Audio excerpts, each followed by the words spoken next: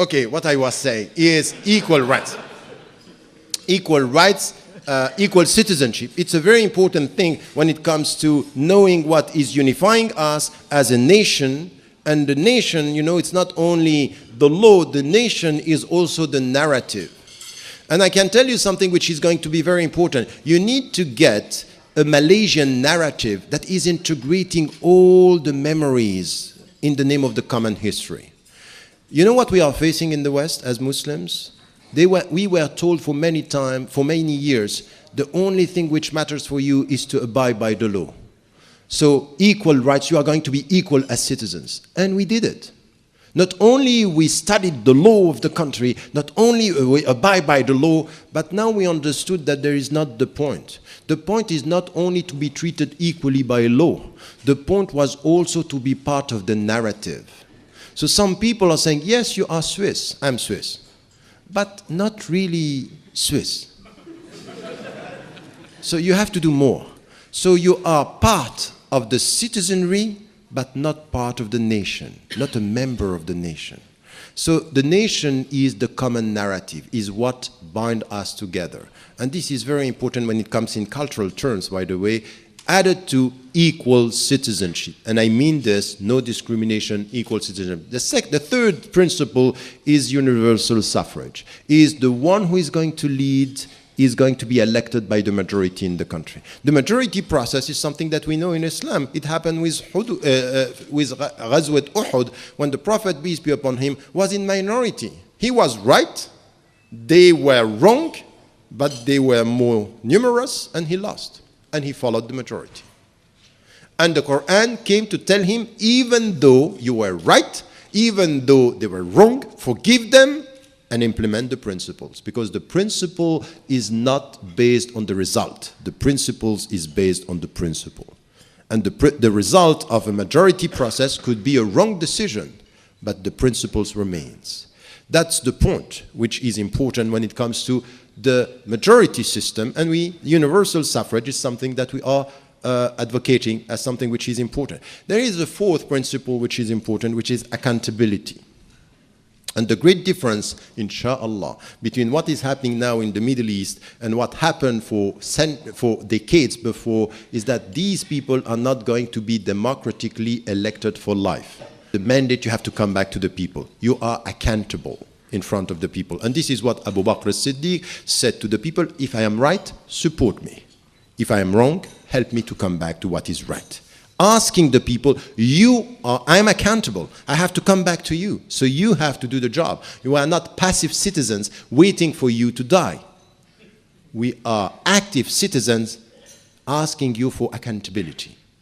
So this is the fourth principle. The fifth one is separation of power, which is what is the normal thing that we have also. It happened also with Ali Karramallahu Wajha, when we are differentiating between the executive power, legislative power, and judiciary. This is something that we have in Islam, that the people should not be the same people. There should be independence in anything which has to do with these powers and these authorities. Now there is a sixth principle which is important, and very much we don't get it because we need to come to this discussion. And now you can see that it's coming in all the countries, in Tunisia, in Egypt, about what is happening in the countries today.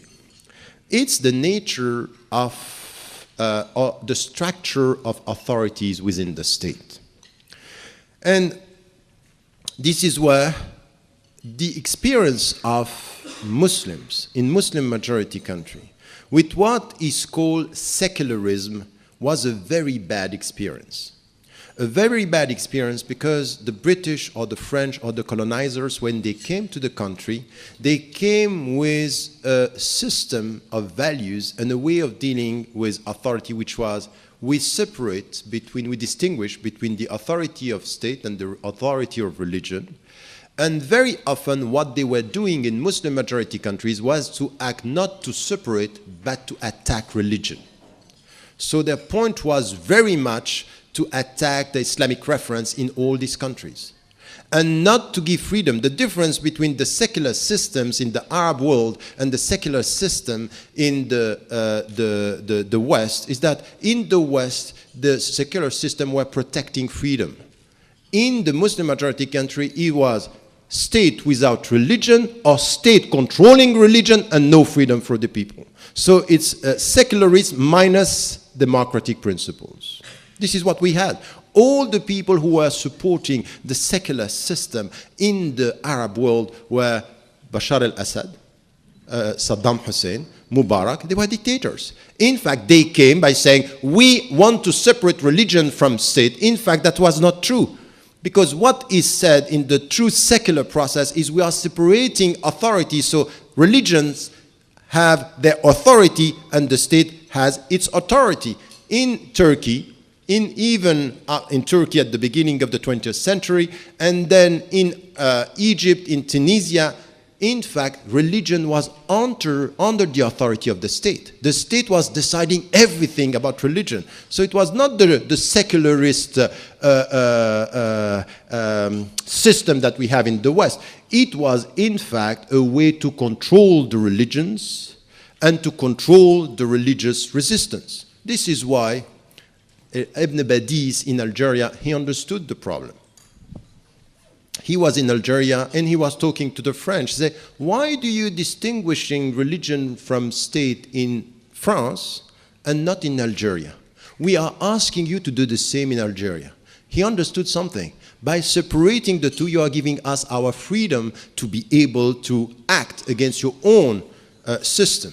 This was in Algeria in the 40s. He understood that this was a game. In fact, the exported secular model in the Muslim majority countries was a way to control religion under the authority of the state, not to separate the two authorities.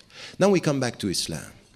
And we look at what happened in the West, and this separation between state and religion is something that is celebrated as essential for democracy. And in fact, if you talk with some sociologists, some political experts, when they talk about democracy, there will be no democracy if there is no secularism. And this is what we are challenging. This is what we are challenging, but we have to be very clear. Not challenging, but being alienated by what is said about Islam. The Orientalists told very often the Muslims, you Muslims, you don't make a difference between state and religion. And in fact, that's not true. The very old Islamic tradition is making difference between the authority of the state and the authority of the ulama. It's making a very deep difference, and this is why many of the ulama were challenging the state and didn't want to be used by the state. But in which way? This is what we have to understand. In fact, if you come to the Islamic principles, and we speak about the differentiation of authorities, what is very essential here is that what is coming from God, what is coming from on high, which is not disputable, which is an authority that is going to be coming from God and not disputed, is in three fields. First, the aqidah, the creed. The 6 pillars of Islam are not discussed. The 6 pillars of faith, sorry. The second, al-ibadat, the 5 pillars of our practices, not disputed, not discussed. This has to be implemented. And the third is everything which is coming from prohibitions. The fact that we cannot go for riba, the fact that we don't drink alcohol, all the prohibitions are prohibitions not disputed. Inna al-halala bayyinun, inna al-harama bayyinun. What is permitted is clear, what is prohibited is clear. No discussion about this. This is what is coming from the authority of our religion.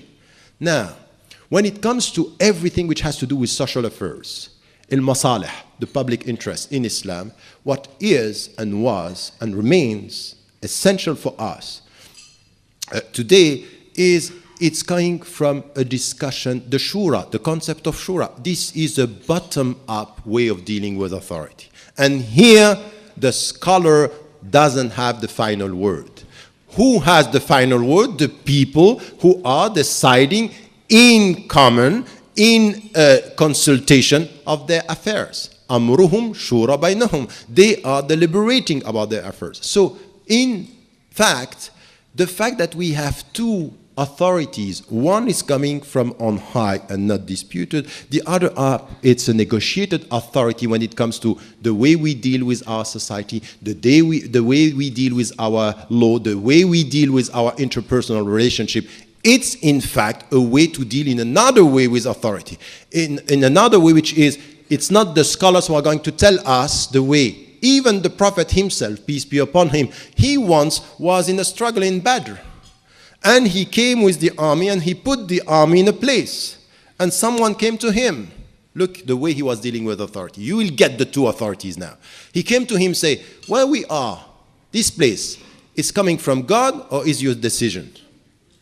Is it coming from the book or is it coming from your mind? Is it coming from the divine or is it coming from the human? He said, no, it's me. It's mine. He said, it's wrong. It's not the right place. We have to protect the wheels and water from the enemies, and this is the way the strategy will be better. And the Prophet, peace be upon him, acknowledged the authority of the one who knows about the strategy of wars, and he was saying, we follow, and he changed. Meaning that he was educating the people to know if you speak through the Quran, we listen. If you speak through your minds, we challenge. You get that? You know this, very important, that some of the philosophers in the West, they were saying that this attitude of the Muslims in the legal field that are differentiating authorities was in fact the starting point in Christianity of understanding what they call secularism. In fact, instead of saying today, you Muslims, you don't get it, Alain de Libera, a French philosopher, is saying that the Christians got this differentiating between church and state from the way the Muslims were dealing with authorities. But we are alienated. We don't know even our history. So we think, oh, it's coming from them. While we don't know how it's coming from within, that there are two authorities in Islam, and the head of the state, which is dealing with the public affairs, the public interest, is elected, but he is not talking in the name of God. No one is talking in the name of God. No one has the right to say, this is God. You are not. This is me. Well, as for God, Allahu A'lam. God knows best. This is the way we deal with authority, and this is why I'm saying there is something which is important here, is to be able to differentiate between authorities with one difference. And this is where we challenge the secular contemporary models.